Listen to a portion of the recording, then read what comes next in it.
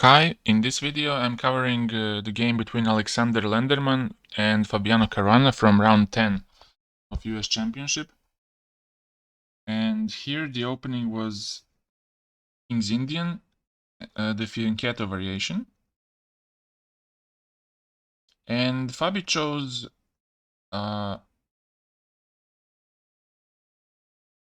would not say deviation, but a rarely played line with c6.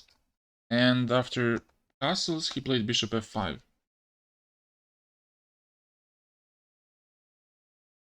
Here white chose knight g5. And now the point of knight g5 is that after h6, which seems that it's kicking the knight away to f3 and losing a tempo, white has e4 as an answer. And if bishop goes to g4, now knight f3, it goes back and the game continues normally, and the h6 will prove not to be that useful because white can always get that tempo back with bishop e3, queen d2, forcing the king to get to h7, which in some cases might not be the best solution. So after knight g5, black is not fazed by that move. He just continues with his play. He plays e5, and now, because the d4 is pretty challenged at this point, he tries to block in the center and tries to focus on the king side.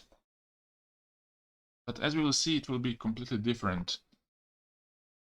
Here, black tries to stop, to get some squares on the queen side by playing a5, trying to secure the outpost on c5 for his knight, and also trying to stop eventual counterplay on the queen side from black. Because if he doesn't do anything, then white will go simply b4, a4, and completely clamp black's position on the queen side. So he goes e4, completely blocking the center, and after bishop c8, he goes h3, trying to secure the bishop when it goes to e3. Because if you go immediately to e3, then black always has knight g4 as an answer. So with h3, he is saving himself from knight g4 in the future. Black took on d5, and now he went knight e6, knight a6, and he's trying to get his knight to c5 and to create some counterplay on the queen side. Bishop e3 to discourage knight c5. But now black can choose different move order. He plays bishop d7, trying to get his rook to c8, knight to c5. And now white plays a4. He's trying to stop b5, because if black manages to get b5 in time, he will challenge the knight on c3 by playing b4, and white's pieces will be slightly misplaced on the queen side. So that's why he plays a4, and now black plays rook c8. Knight goes back because it doesn't do anything on g5. It looks active, but it's not doing anything. And here Fabi, because he needed a win in this game, if he wanted to get to the first place, he took on c3, which is a very good practical decision, sacrificing an exchange for a pawn, for a very important central pawn. White took back, and now knight takes e4. And here black's main idea is to close the queen side and to somehow create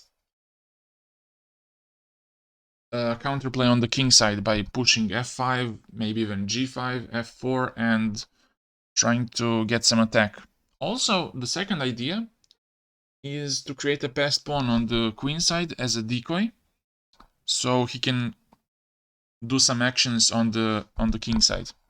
Once he has an a pawn, white has to take care of it, and he's focusing some of his powers to stop that pawn, and that would make his attack on the king side much more powerful, much more effective. White goes queen c2, and now first he goes back to c5. He has a nice outpost there, and his knights really support each other really nicely. White goes knight d2 because he needs to get to some better square. On f3 it doesn't do anything, it's completely neutralized by black's pawns, by black's pawn on e5. So it needs to get to some better square. Queen c7, and now rook a3. Defending c3 and also repairing maybe knight c4 or... black goes f5, and now to stop it, white goes f4. Rook e8, and now white takes. I think that here Fabi didn't want to risk with taking with the pawn because it would give some passed pawn on the d file. He wanted to keep the position as close as possible with bishop e5. To not allow white's rooks to get active in any way. And white defends with bishop f2, and now black creates a passed pawn with b5. Now white has to capture, and he captures back. So here white plays rook fa1, attacking the a pawn. But here it was interesting to just ignore this threat and to play queen a2, giving back the exchange. But in return he will capture the a pawn, because if you play a4 yourself, then he captures and takes on a4, and white can get to the 7th rank, and it would be interesting to see how would this position turn out. I would give white slight advantage in this position. But instead, white made a logical move, rook fa1, and here black is also ignoring white's threat. He plays knight d3, and now white makes this move, queen b1, which is a slight mistake, a slight inaccuracy. I think that here it was better to capture on a5 and after queen c3, because the bishop is unstable, so you need somehow to counter this. Queen takes c3, and now simply to defend the queen, because if you take on c3, then bishop takes and both rooks are under attack, and also this knight on d2. So after this it seems like black doesn't have enough firepower to continue this. For example, if he continues with knight b4, then he exchanges queens, and after the queens got exchanged, it's not so easy to generate some attack. If bishop takes d2, then you take on b5, and when he takes on f2, you take back. And now these rooks really nicely defend the whole position. Rook on b5 makes bishop stuck to defending the knight. Rook on a3 defends from knight jumping to d3, and it all looks well coordinated, and it seems to me that white is slightly better. It's not winning, it's nothing like that, but I think with gradual improvement, white can get a big advantage. But instead, he plays queen b1, and now black goes knight b4.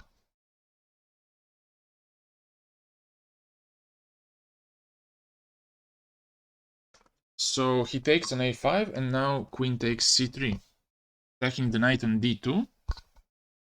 White is defending it by bishop e3, and now black does bishop d4,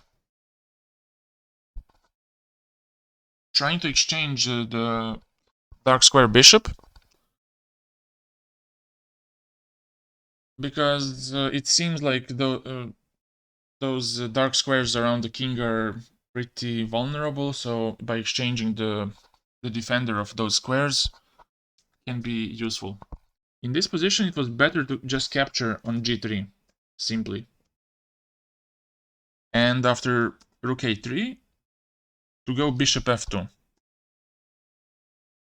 And the point is that if you capture, then he captures on d2. And now here, if bishop goes to g3, then you have f4. And if the bishop moves from the diagonal, let's say, if he goes to d4, then you have rook e1, which loses the queen. So this would be a very difficult position to be in for white. He would need to play something like rook a2, which gives back the material, and after knight a2, rook a2, now after exchanging queens, black is just a pawn up, and he's better because 2 pawns up, sorry.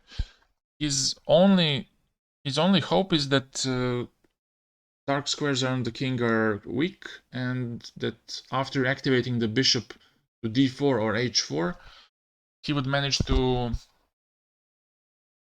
get some active play. Instead of that, black played bishop d4, which also seems okay, but it's not as effective as bishop takes g3. And here, white was practically forced to capture on d4. He took back, and now king h2. And now, trying to open up the king's position, he plays f4. Because if he takes now on f4, then you take back, and after king h1, rook e1 is winning.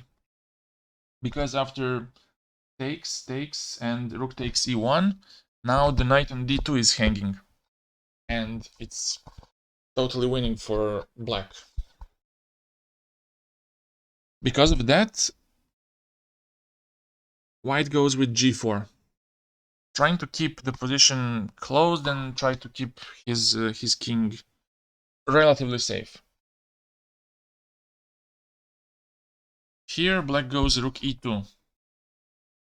In this position, black had an option of going for perpetual check with queen f2. And for example, if he goes knight f3, then after queen g3, king g1, he could just repeat moves. Oh, sorry.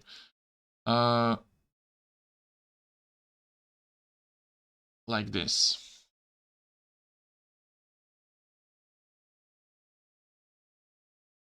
Because if he goes to h1 here, then black has rook e2, attacking the bishop.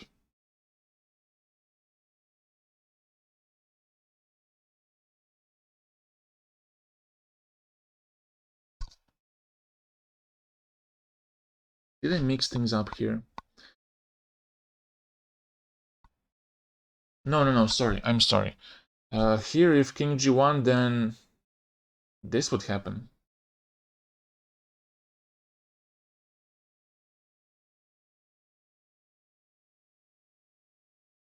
I'm pretty sorry.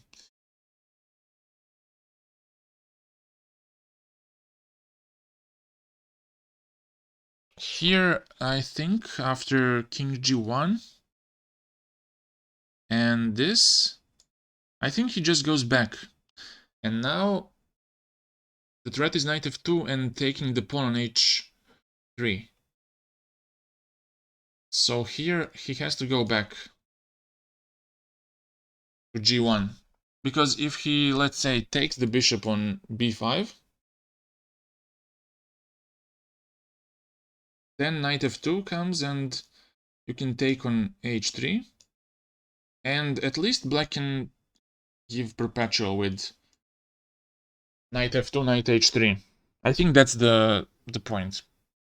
I would like you to check this. I'm not sure if this is the right drawing technique. So he wanted to keep on playing for a win, and he plays rook e2, which is very aggressive, and it looks very scary for white in this situation. Because the knight is attacked, the bishop is under pin, and f4 pawn looks very, very dangerous.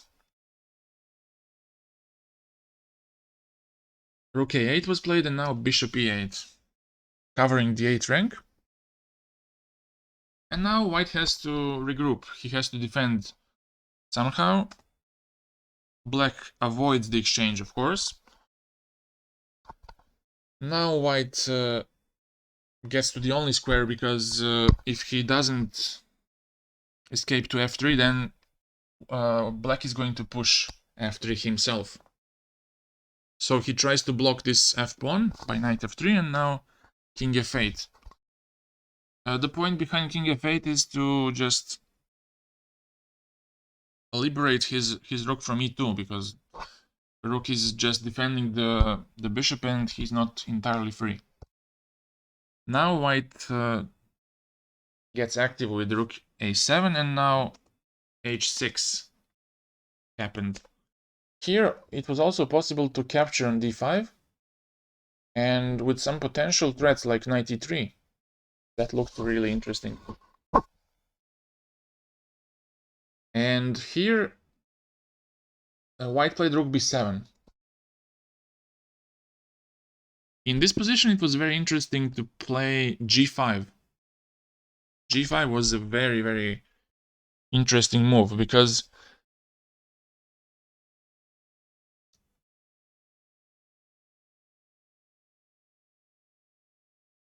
if he pushes h5 first, then you can take on e8, and after king e8 you give a check, and on king f7, because if king d7 or king e7 happen, then you have a check on a7 by your queen. So king f7, you give a check, and after rook e7 you go to b8. And this white's attack is very strong, and I think that black is not able to defend here, because if you defend by queen g7, then he takes on d6, and when you move the knight, let's say to c2, then you just have queen b8, and the d pawn is going to run. And queen on g7 is passive, totally passive, because the queen is defending from queen g8 and queen f8 checkmates. The rook is defending from queen e8 checkmate. So once the d pawn starts running, the rook is going to be lost, because it cannot move from e7. And on g5, if he takes on g5, then he takes back, and on f3, rook f7, king g8, now you can take this pawn, and it looks like white is going to stabilize pretty soon. If he gives a check on e5, then you have rook g3, and it's still a very, very exposed king, but I think that also black's king is not entirely happy about its position. So let's go back to the game. After h6, he plays rook b7. And here, black is trying to exchange knights, because he wants to exchange this defensive piece, which is knight on f3. Once the knight gets off the board f3 becomes a really powerful threat. White just steps away from the pin, and now black takes on f3, and black goes to e5 with his rook. Here, white made a mistake and he played rook c8. Here it was better just to exchange queens with queen a1. And black is not able to avoid this trade. And I'll show you why. If he tries to avoid it by playing queen f2, for example, or any other move, queen d2, queen c2, doesn't matter. White can take on e8, and after king takes, then this is a checkmate. Also, on rook takes e8, you have queen g7 checkmate. So after queen a1, he would be forced to take on a1, and after rook takes and capturing on d5, for example, then white plays rook a6 and attacks on d6, and that would give white decent chances to win. Instead, he played rook c8, and now after queen d2, he gets defensive by playing rook c1, and now after rook e1, rook f1 was played. And now black deploys his knight to d3, and here I think that this is a decisive mistake from white. He plays queen g2.